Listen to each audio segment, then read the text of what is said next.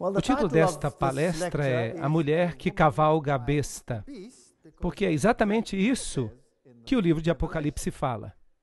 Na última palestra que fizemos sobre Apocalipse capítulo 13, nós observamos as diversas questões que dizem respeito ao poder papal e sobre o poder que se levanta da terra, e nós identificamos isso como sendo os Estados Unidos, que forçariam o mundo a aceitar uma legislação favorável à primeira besta.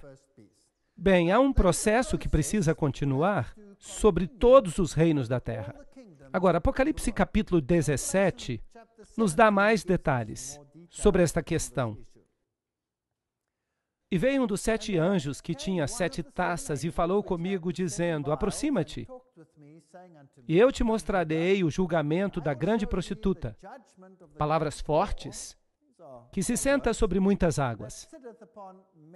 Aí está uma mulher, ela é uma prostituta, em outras palavras, ela é infiel a Deus. Uma mulher, no sentido bíblico, é uma igreja. E há inúmeros textos no Velho e no Novo Testamento que comprovam isso. Cristo é também o noivo, ele está voltando para buscar a sua esposa, a igreja. Então, há aqui esse aspecto da mulher. Então, esta grande mulher apóstata, ela se senta sobre muitas águas. E nós sabemos que as águas representam multidões, nações, povos, de acordo com a definição em Apocalipse. E com esta mulher, os reis da terra cometeram fornicação. Isso significa que eles tiveram relações com elas. Relações contrárias àquelas que Deus pretendia. E os habitantes da terra se embebedaram com o vinho da sua fornicação.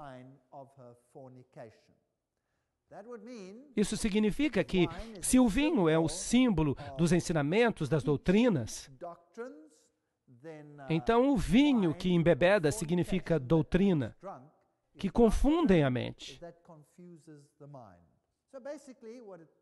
Basicamente, o que o texto está dizendo é que uma igreja apóstata, está no controle da situação. Os reis do mundo têm relações com essa igreja apóstata e eles se embebedam. Eles não conseguem compreender, porque já absorveram essas doutrinas, que são contrárias à Bíblia, porque são doutrinas de prostituição. Então ele me levou em espírito ao deserto, e eu vi uma mulher sentada sobre uma besta escarlate. Aqui temos a cor vermelha, a cor do sacrifício, cheia de nomes de blasfêmia. Então, este é um poder blasfemo. E nós sabemos o que isso significa, pois vimos em Apocalipse capítulo 13. E a Bíblia nos dá pistas que isso significa dizer que você está no lugar de Deus, que você é Deus na terra, que você pode perdoar pecados e que você pode pegar aquilo que se aplica a Cristo e aplicar a si mesmo. Isto é uma blasfêmia. E vimos que a Igreja Católica de fato fez isso. Então, esta mulher sentada na besta escarlate, cheia de nomes de blasfêmia, que tem 7 cabeças e 10 chifres, e é claro que isso, de novo, é o símbolo de Apocalipse capítulo 13. Se você contar as cabeças de todas as bestas que nós temos no capítulo 7 de Daniel, você vai descobrir que há 7 cabeças ali também. Porque a primeira besta, obviamente, tem uma cabeça, que representava a Babilônia, o leão. A Medopérsia tem uma cabeça. A Grécia é representada como tendo 4 cabeças. E então, uma cabeça para a última besta. Então, temos como soma de Daniel capítulo 7, 7 cabeças. Todos os períodos de tempo são cobertos. E todos eles foram incorporados nesta estrutura única. Esta estrutura do catolicismo tem aspectos de todas as filosofias, de todos os reinos da história, tudo incorporado nela. Ela aperfeiçoou o paganismo, se você quiser dizer isso. A mulher se vestia de púrpura e de escarlate, 2 cores que se aplicam muito bem à Igreja Católica. Os católicos usam o púrpura e a cor vermelha para os cardeais e para os bispos. Ela se enfeitava com ouro e pedras preciosas e pérolas. Percebam que é um dos sistemas mais ricos que já existiram. Tendo uma taça de ouro em sua mão, cheia de abominações, e da imundície de sua fornicação. Então, essa taça de ouro está cheia de doutrinas falsas. E sobre a sua fronte havia um nome escrito, Mistério. Isso quer dizer que se trata de um sistema dissimulado. Babilônia a Grande, a mãe das prostitutas. Isso implica que há outras mulheres que se apostataram, mas ela é a mãe de todas elas. E as abominações da terra. Que linguagem forte! Vamos ver se isso é de fato verdade. Vamos estudar a besta com as 7 cabeças. Em Salmo 74, 14, nós lemos: Tu estraçalhaste as cabeças do Leviatã e o destes para servir de alimento aos povos que habitam no deserto. Aqui temos uma besta descrita como o Leviatã. É uma besta que tem aparência de dragão. E se percebe que ela tem mais de uma cabeça. Na mitologia, o Leviatã tem 7 cabeças. Isaías 27, versículo 1. Naquele dia, o Senhor, com sua terrível e grande e forte espada, punirá o Leviatã, aquela serpente traiçoeira, e ele matará o dragão que está no mar. Não é interessante? Não é interessante matar o dragão que está no mar? Vocês se lembram daquela simbologia interessante quando nós falávamos sobre a mariolatria? Maria é chamada a estrela do mar. Há uma relação interessante aqui. Apocalipse 12, 3. E apareceu outra maravilha no céu, e eis um grande dragão vermelho que tinha 7 cabeças e 10 chifres. Em Isaías nós temos um dragão. Nós não sabemos quantas cabeças ele tem. Nós temos o Leviatã, do Salmo 74, que Isaías 27 aplica ao dragão. E em Apocalipse nós vemos que ele tem 10 chifres. Vocês percebem como tudo se encaixa?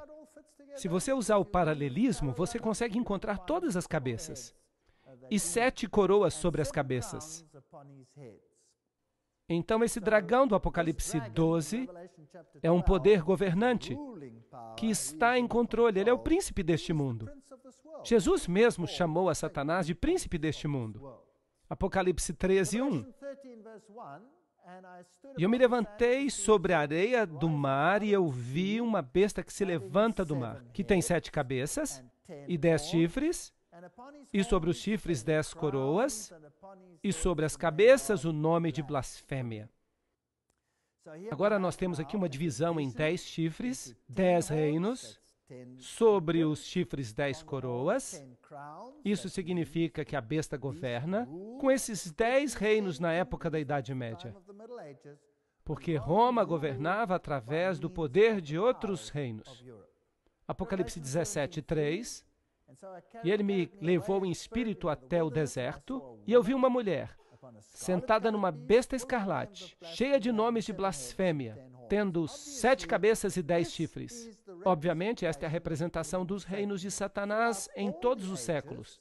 E em Apocalipse 17, vamos ter a culminação desse poder nos eventos finais, um pouco antes da volta de Jesus.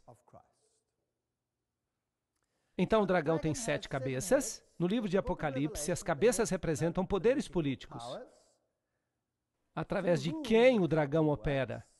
Satanás tentou 7 vezes estabelecer o seu próprio governo sem ser desafiado.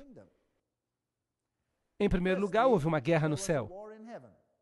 E a resposta de Deus foi a expulsão de Satanás do céu.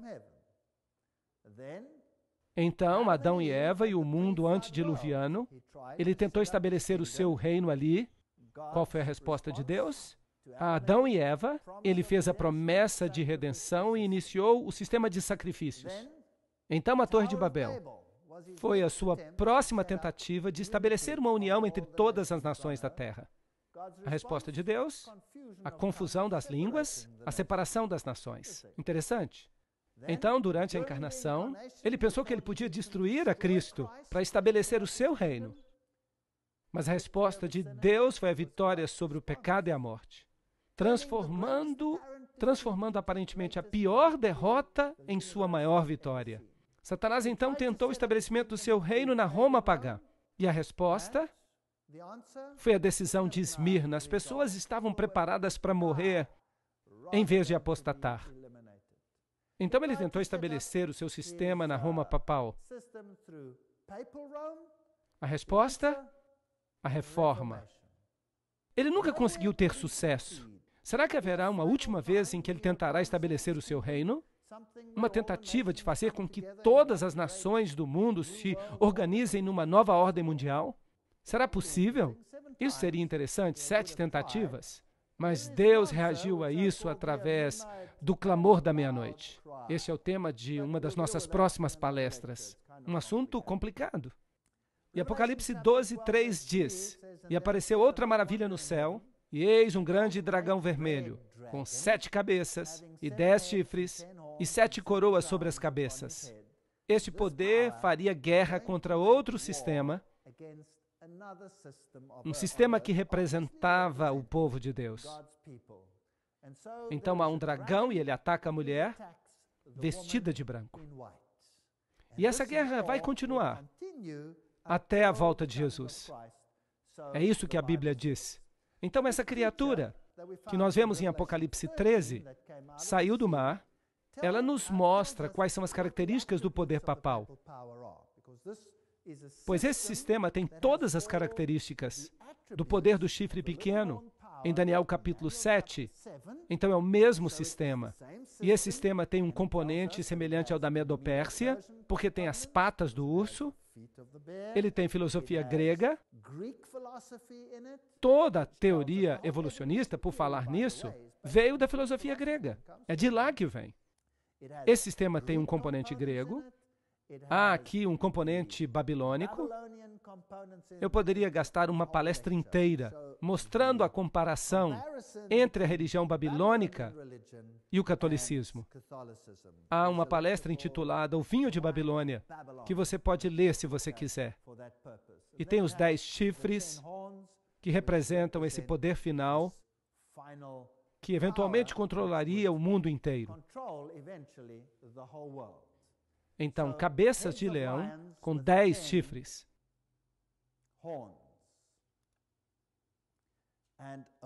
E a mulher, é claro, é a própria igreja, o poder eclesiástico que controla todo o poder político, vestida de púrpura e de escarlate e segurando esta taça em sua mão. E vi uma mulher sentada sobre uma besta escarlate, cheia de nomes de blasfêmia. Apocalipse 17:3.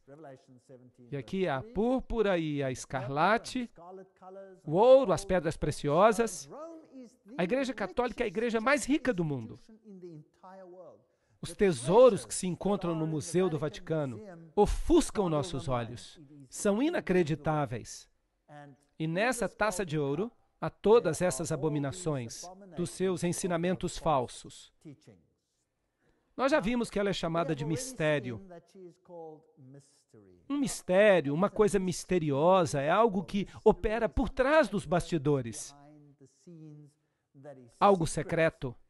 E misteriosamente, ela é a mãe de todas as outras prostitutas.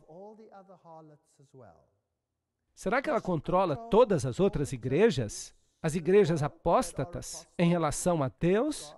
Será possível? Nós ainda não estudamos isso em detalhes, mas eu vou chegar lá, numa próxima palestra.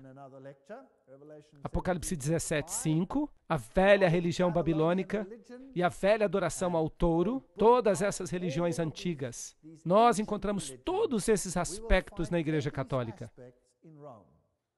2 Timóteo 4:4 diz: E se afastarão da verdade e cuidarão em atentar para as lendas. Então a igreja eventualmente sucumbiria e, em vez de acreditar na salvação, no Cordeiro de Deus que foi sacrificado pelos pecados do mundo, passaram a entreter todo tipo de ideias que satisfaziam o seu ego. Salmo 116, 13 diz: tomarei a taça da salvação e invocarei o nome do Senhor.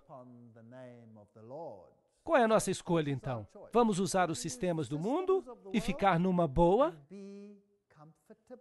Ou vamos invocar o nome do Senhor e vamos ser ostracizados? Essa é a escolha que temos que fazer. A Torre de Babel, uma mulher a qual a Bíblia chama de Babilônia, e todos esses aspectos se encaixam. 2 Tessalonicenses fala desse mistério, no capítulo 2, 7 a 10. Pois o mistério da iniquidade já opera. Então esse poder sorrateiro já estava em operação na época em que Paulo escreveu isso. Esse poder já estava operando então. Agora, já fizemos algumas palestras aqui, na qual nós olhamos os pais da igreja primitiva, com as suas ideias corrompidas pelo gnosticismo. E nós encontramos essas ideias em todos os escritos maçônicos, acerca do bispo de Alexandria, Constantinopla, e em todas essas ideias pagãs. Então já operava nos dias de Paulo. O gnosticismo estava surgindo. E nós vimos uma fonte que nos dizia que Simão Mago foi o pai do gnosticismo dentro da própria igreja cristã. Então esse mistério estava em operação nos dias do apóstolo. Somente há um que agora o detém, até que seja afastado. E então será revelado o iníquo, a quem o Senhor consumirá com o espírito de sua boca. O que isso significa? E o destruirá com o brilho da sua vinda. A vinda desse iníquo é segundo a eficácia de Satanás, com todo o poder e sinais e operação de maravilhas, e com todo o engano de injustiça naqueles que perecem, porque não receberam o amor da verdade, para que pudessem ser salvos. Este é um texto poderoso. Ele nos fala das circunstâncias do aparecimento deste poder que é o anticristo. E nos informa que alguma coisa o detinha. Então nós podemos ler: aquele que o detém será tirado do caminho,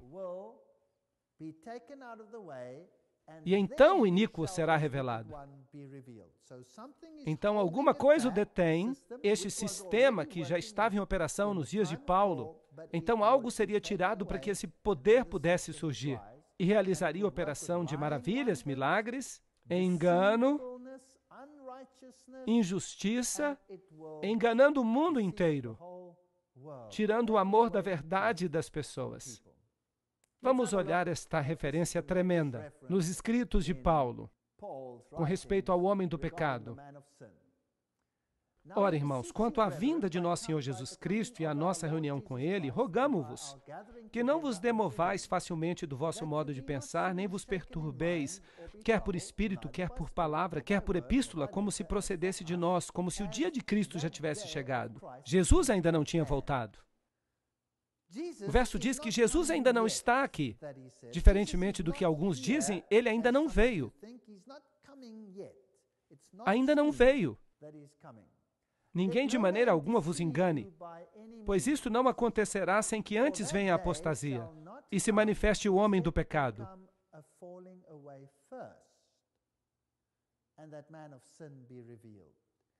Então a volta de Jesus não acontecerá antes da apostasia e o homem do pecado seja revelado, o filho da perdição. Expressão interessante, o filho da perdição. Aparece apenas 2 vezes na Bíblia. Sabiam disso? Usado apenas 2 vezes. Apenas 2 pessoas foram chamadas de filho da perdição. Este homem do pecado, este sistema, e o outro foi Judas. Agora, se eu lhes perguntasse como foi que Judas traiu a Jesus? Com um beijo. Ele não se apresentava como se fosse um dos discípulos, sim ou não? Não é então possível que esse sistema também se apresente como um dos representantes de Cristo? e então trai a todos nós com um beijo. Não é possível? Ele se opõe e se levanta contra tudo o que se chama Deus ou é objeto de culto, de sorte que se assentará como Deus no templo de Deus, querendo parecer Deus. E nós vimos que o papado fez isso. E este é o espírito do anticristo, do qual nós ouvimos que viria. E ele já está no mundo, 1 João 4:3. Então esse poder já operava na época de João, na época dos apóstolos. Isso não é um poder que vai vir no futuro, como muitos dizem. É isso que o futurismo ensina. As pessoas fora da igreja. E Paulo continua. Não vos lembrais de que estas coisas vos dizia quando ainda estava convosco? E agora vós sabeis o que o detém, para que o seu próprio tempo seja manifestado. Paulo está dizendo aqui, eu lhes disse que alguma coisa estaria detendo o anticristo, impedindo que ele se desenvolvesse. E vocês sabem o que é. Pois já o mistério da injustiça opera. Somente há um que agora o detém até que seja afastado. A versão BBE afirma que há um que detém o mal até ser tirado do caminho. Alguma coisa o detinha, impedindo que esse poder se levantasse. E quando este algo é tirado do caminho, então virá o anticristo. Então será revelado o iníquo, a quem o Senhor desfará pelo sopro da sua boca e aniquilará pelo esplendor da sua vinda. Então Deus há de combater esse sistema com a palavra de Deus e o destruirá finalmente, por ocasião da sua vinda. É uma promessa. A vinda desse iníquo é segundo a eficácia de Satanás. E então temos esta passagem de novo, de como ele opera. Então, quando virá este anticristo? Paulo lhes disse que algo o detinha. Nós ainda não temos os fatos acerca do que era. O livro de H. Grattan Guinness, Romanismo e a Reforma, nos diz. Aqui temos um ponto no qual Paulo afirma a existência do conhecimento na igreja cristã. Ele diz que a igreja primitiva sabia o que o detinha. A igreja primitiva nos diz o que ela sabia sobre o assunto. E ninguém nesses dias pode estar em posição de contrariar o seu testemunho, o que Paulo apenas verbalmente havia contado aos Tessalonicenses.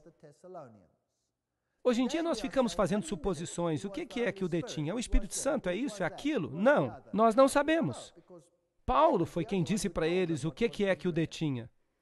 Por isso, só a antiga tradição pode ter autoridade para revelar isso. A especulação moderna é definitivamente uma impertinência com respeito a este assunto. Será que os cristãos primitivos podem nos dizer o que Paulo contou para eles que estava detendo o anticristo? Tertuliano, no seu livro sobre a ressurreição, nos capítulos 24 e 25, escrito no ano 200 depois de Cristo, diz o seguinte: aquele que o detém deve detê-lo até ser tirado do caminho.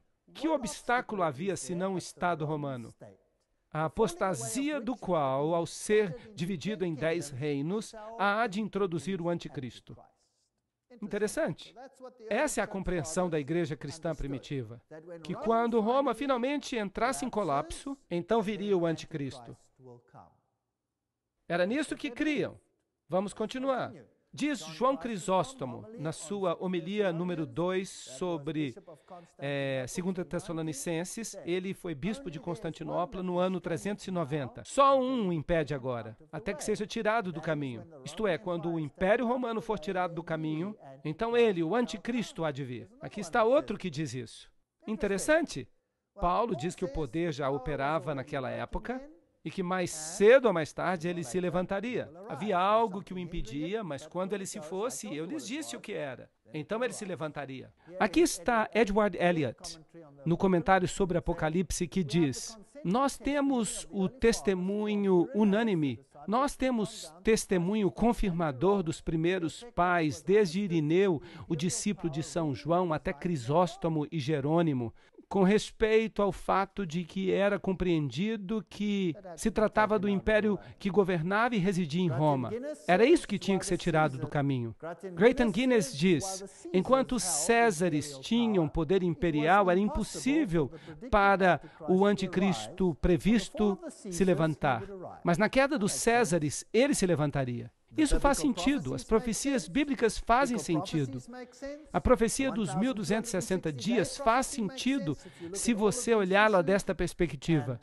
E enquanto os Césares mantinham o poder imperial, era impossível para o anticristo predito se levantar. Mas na queda dos Césares, ele se levantaria. Romanismo e reforma. Há inúmeras fontes que dizem isso. Paulo não identificou o poder que o detinha, embora soubesse que era Roma, com medo de represálias. Lembrem-se que a igreja cristã estava sob a perseguição de Roma. Então Paulo lhes escreveu uma epístola e disse, o que eu lhes disse pessoalmente, vocês sabem o que é. Isso primeiro precisa acontecer. Então não saiam por aí ensinando todo tipo de doutrina. Nós estamos esperando a queda, a apostasia, o homem do pecado. O obstáculo precisa ser removido. O homem do pecado se levantará e então governará esta terra. E somente então, eventualmente, Cristo virá. E ele destruirá esse poder quando ele voltar. Esta é a versão bíblica. 1 Timóteo 3,16 diz, e sem grande controvérsia é o mistério da piedade. Deus se manifestou na carne. Notaram isso? Deus se manifestou na carne. Não vamos mudar isso. Justificado no Espírito, visto pelos anjos, pregado aos gentios, crido no mundo, recebido na glória. Este é o único mistério do cristianismo, não há outro mistério. Nós nunca compreenderemos como Deus do universo podia ter se tornado homem por nós, morrido por nós. E então Ele nos salva e nos torna filhos e filhas do Altíssimo. É um mistério. Nós nunca compreenderemos isso. Tudo mais foi revelado em sua plenitude. Mas isto permanecerá nosso estudo por toda a eternidade. Este é o mistério da piedade. O mistério da iniquidade quer desfazer este fato central, saliente e eterno da salvação.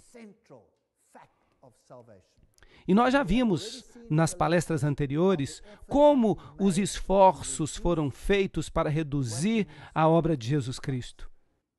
E quão minuciosas as sociedades secretas, a antiga religião de Babilônia, através do cabalismo, do gnosticismo, como elas removeram a Jesus Cristo como divindade que salva e o substituiu com seu próprio poder. Nós vimos as sociedades secretas do islamismo, nós vimos o que o Corão ensina, que Jesus não era o Filho de Deus, que ele nunca morreu, que seu sangue não foi derramado por nós, ele foi removido e espiritualizado. Dizem que ele nunca veio em carne. Tudo isso, nós vimos que isto é a própria doutrina central do catolicismo hoje e a teologia da Vulgata. Os templários, o Rosa Cruz, os jesuítas, a maçonaria, todos eles têm essa doutrina central. Duas doutrinas no mundo. Não 100, não 200, não 300. Duas doutrinas apenas no mundo. Mas usando roupagem diferente, tudo controlado por um poder. Vocês acham inacreditável?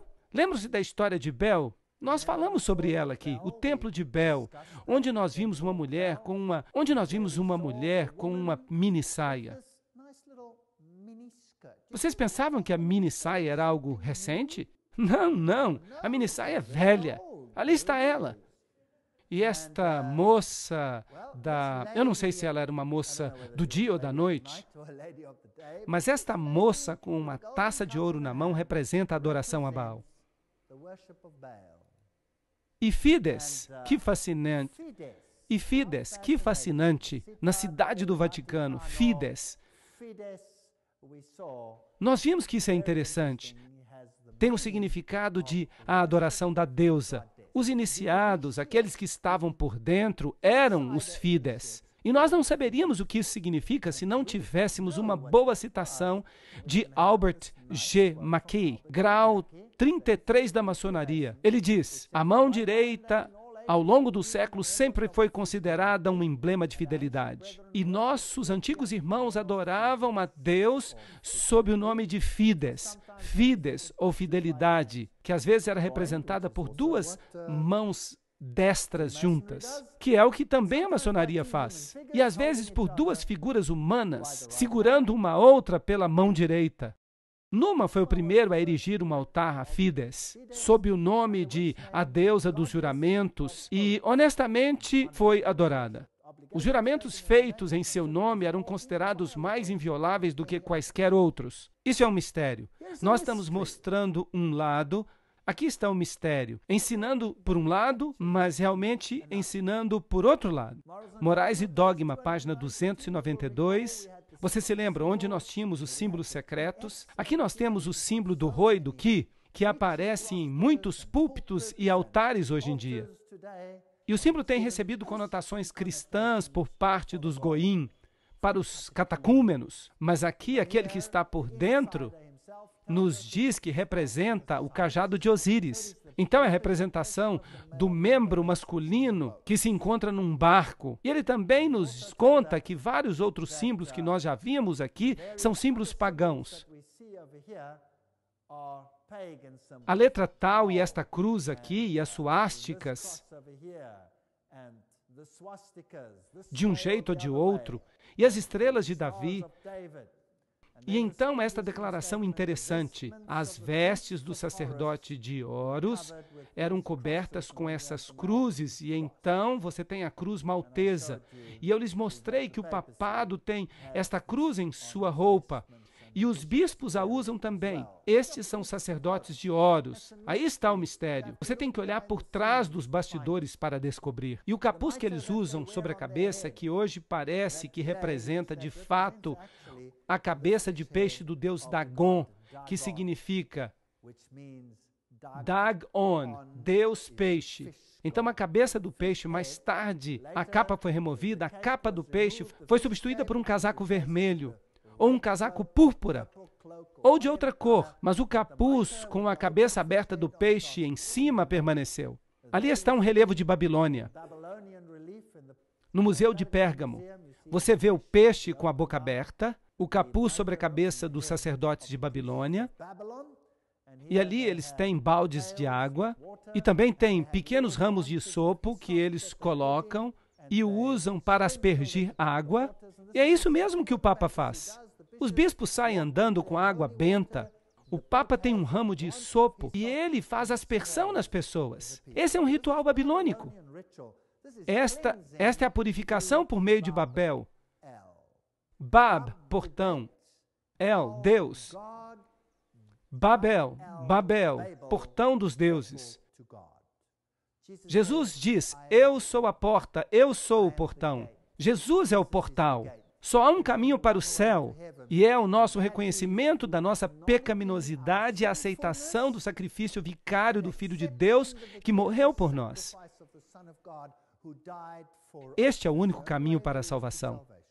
Mas Babel diz: não, nós temos um outro portal para Deus. Essa é uma história fascinante. Vamos estudá-la com mais detalhes numa próxima palestra. Vocês sabem quantos Babs existem hoje no mundo? Sim, eles se chamam de Bab. Sibab, Baab.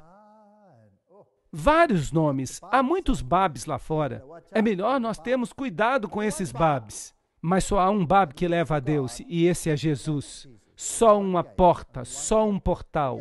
Mas ele tem outra forma de purificação. Jesus diz: eu lhes aspergirei com hisopo. O papado diz: não, não, eu vou fazer isso. Você será salvo pelo sistema e não de outra forma. As duas ideologias colidem. Era preciso ajoelhar-se diante dos sacerdotes, beijar suas sandálias, beijar seu anel. Isso é paganismo. Aí está o sinal de Shamash que você encontra por toda parte no mundo hoje em dia. É inacreditável onde você encontra os sinais de Shamash. Os gnósticos fundados por Simão Mago, que de acordo com Eliphas Levis se tornou feiticeiro de Nero, Em História da Magia, página 189. Essas são fontes muito importantes. Leves. As pessoas gostam de ter esse nome na sua etiqueta.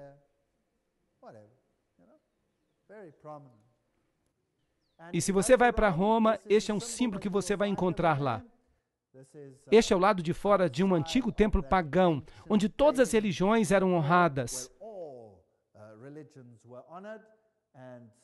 E no fundo você tem este quadrado que é maçônico. Então você tem um elefante em cima.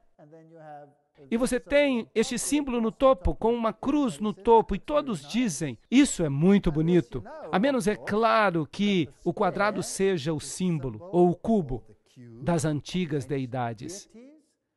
E que o Aleph é o alfa. O Aleph, a primeira letra, o elefante, que é o boi do Oriente. Assim, no hinduísmo, eles ainda têm o Aleph como símbolo do Deus Sol. A primeira letra em hebraico representa o boi, e sobre ele, o pedaço que falta de Osíris. E em cima de tudo isso, tal. Então você tem toda a catástrofe da adoração pagã neste símbolo aqui no catolicismo. E carmesim e púrpura são as cores. Não é fascinante que eles creem que nós temos o conhecimento do bem e do mal? Então você vai perceber que o Papa sempre se veste de branco. Ele representa o lado branco, o lado de Lúcifer. E o seu ajudante, seu coadjuvante, se você prefere, aquele que é o ditador militar de tudo isso, vai usar que cor? Preto. Portanto, o chefe da ordem dos jesuítas sempre usa preto, para que você tenha os dois lados do conhecimento do bem e do mal. E a mulher se vestiu de púrpura e escarlate, e se enfeitou com ouro e pedras preciosas e pérolas, tendo uma taça de ouro na mão, cheia das abominações e da imundícia de sua fornicação. Que linguagem forte! Se você pega a coroa papal, a tríplice coroa papal, que vem da Medo-Pérsia, se você pegasse apenas essa coroa e a vendesse, você pagaria toda a dívida externa dos Estados Unidos. E os sacerdotes que oficiam, eles têm as mesmas cores, e é claro que aqui eles celebram uma missa, que é o sacrifício literal de Jesus Cristo, repetidas vezes. Sentado no trono papal, diante do principal altar da Catedral de São Pedro, o Papa Paulo escuta o cardeal Swens, o famoso sermão sobre o Papa João, pregado durante a segunda sessão do concílio. Este sermão começou. Houve um homem enviado de Deus cujo nome era João. Que interessante. O que aconteceu no segundo concílio? Bem, naquele segundo concílio, todos foram convidados à Irmandade das Igrejas, exceto que Roma seria a mãe e as demais seriam apenas irmãs. Não é interessante? Eu acho interessante. A idolatria era adoração no velho sistema. A idolatria é a mesma adoração no presente sistema. Exatamente a mesma, mas a idolatria toma muitas formas. Idolatria não quer dizer apenas prostrar-se diante de uma estátua. A idolatria tem outros sentidos. E não é interessante percebermos que Roma controla tudo isso em sua totalidade, completa e absolutamente? Bem, nós não podemos falar de todos os sistemas de idolatria hoje, isso seria impossível, mas a idolatria não significa apenas prostrar-se a um ídolo. Você pode ter ídolos diferentes. E os esportes mundiais? Quem controla os esportes mundiais? Vocês sabiam que cada um dos principais clubes do mundo tem um símbolo maçônico? Isso é interessante. O maior time de futebol do mundo, o Manchester United, recorre diretamente ao diabo. Por que não? Parece uma boa alternativa quando você tem escadas maçônicas, símbolos maçônicos, sinais de chamas. Por que não? Esses são os principais times do mundo. E esses aqui? Nós temos animais das trevas, nós temos cavalos alados, Pégaso. Nós temos todos estes interessantes símbolos com pentagramas e escudos de Malta, e os símbolos do sol e os pentagramas, e leões e bodes de 2 cabeças.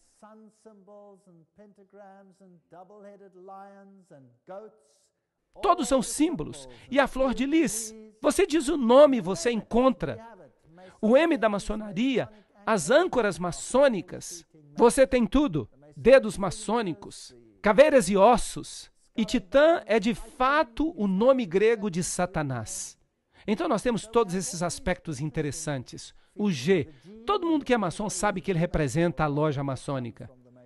E se você for até Êxodo, capítulos 32, 2 a 6, e Arão disse a eles: tomem os brincos de ouro que estão nas orelhas das esposas de seus filhos e de suas filhas. Bem, hoje os brincos são muito populares. Trazem-nos para mim. E ele fez um bezerro derretido. E Arão fez uma proclamação e disse: amanhã é festa para Jeová. E eles se levantaram cedo no dia seguinte e ofereceram sacrifícios e ofereceram ofertas de paz. E as pessoas se sentaram para comer e beber e se levantaram para jogar. Agora, o que essas pessoas jogaram? O que vocês acham que elas jogaram? Bem, parte do sistema de adoração do sol era praticar esportes. Mas que tipo de esportes eles praticavam? Isso é interessante. Bem, vamos até a Unesco. Eles devem saber, porque o manifesto da Unesco, como vocês sabem, foi escrito por um membro da Caveira e Ossos. E ele está por dentro, ele é um iniciado. E ele escreve, por exemplo, o polo era conhecido pelos persas e foi restaurado ao seu significado original de jogo do sol por Akbar. Marcar um gol com a bola do sol era equivalente ao triunfo da luz sobre as trevas, do bem sobre o mal. Mas lembrem-se que a maçonaria chama a luz de trevas e as trevas de luz, e chama Jesus e Jeová de mal. E chama Jesus e Jeová do mal. Então, o triunfo da luz sobre as trevas representava no paganismo o triunfo de Lúcifer sobre Jesus Cristo.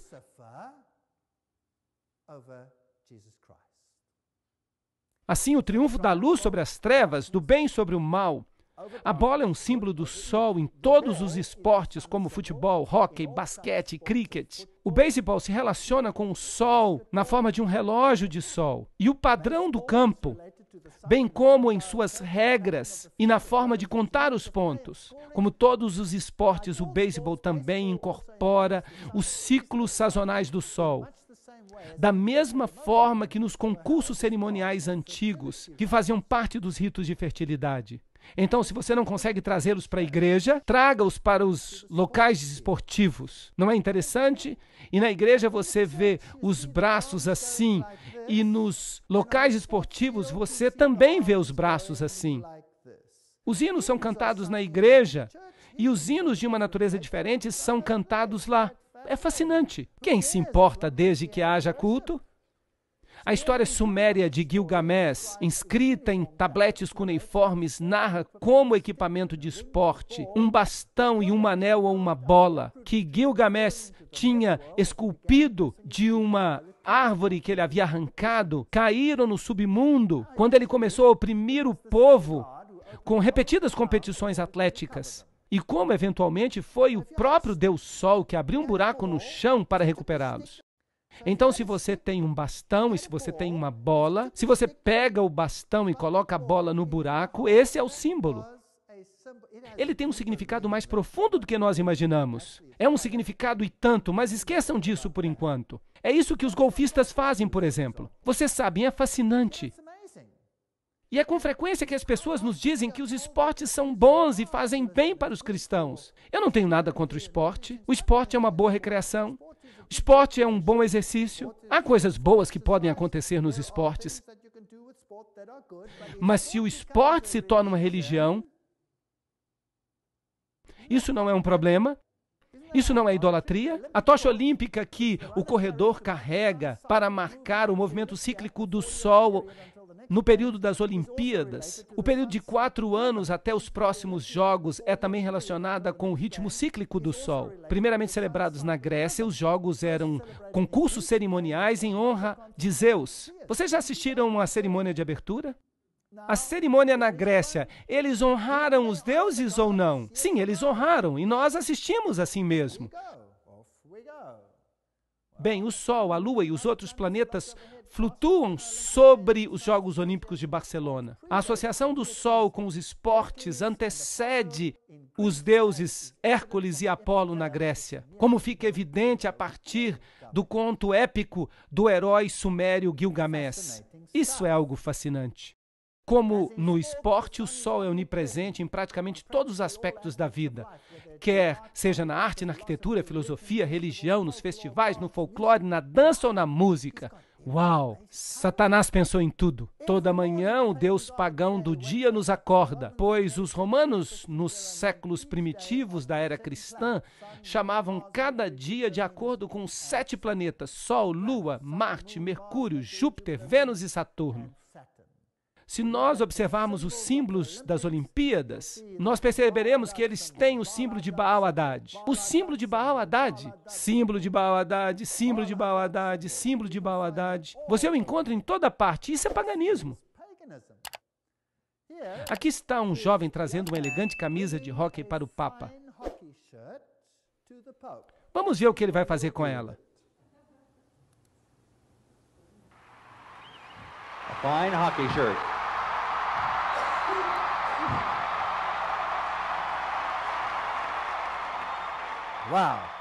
Uau! Agora é uma camisa abençoada.